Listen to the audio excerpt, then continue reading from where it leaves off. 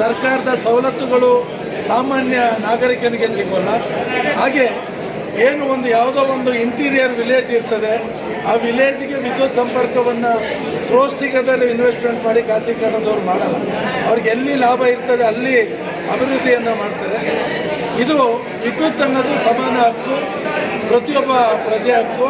ಅದರಿಂದ ಖಾಸಗೀಕರಣ ಮಾಡೋದ್ರಿಂದ ತೊಂದರೆ ಆಗ್ತದೆ. ಮತ್ತು ಈ ವಿದ್ಯುತ್ ಇಲಾಖೆ ದೇಶದಲ್ಲೇ ಫಸ್ಟು ಕರ್ನಾಟಕದಲ್ಲಿ ವಿದ್ಯುತ್ ಬಂದಿರೋದು. ಸುಮಾರು 100 ವರ್ಷ ಇತಿಹಾಸ ಇದೆ.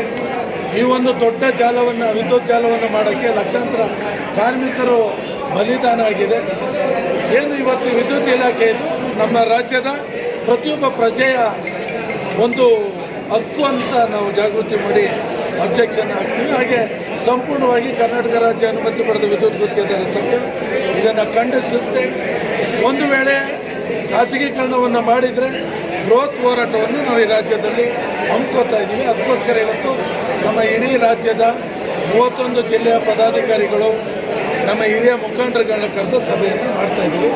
ಮತ್ತು ಬಿಫೋರ್ KRC ಏನು 23 ಇದೆ, ಅದರ ಮೊದಲು ಒಂದು ದೊಡ್ಡ ಮಟ್ಟದ ಹೋರಾಟವನ್ನು ಫ್ರೀಡಂ ಪಾರ್ಕಲ್ಲಿ ಮಾಡೋ ಮುಖಾಂತರ ಮಾನ್ಯ ಮುಖ್ಯಮಂತ್ರಿಗಳಿಗೆ ಒಂದು ಮನವಿಯನ್ನು ಕೊಡುವಂಥ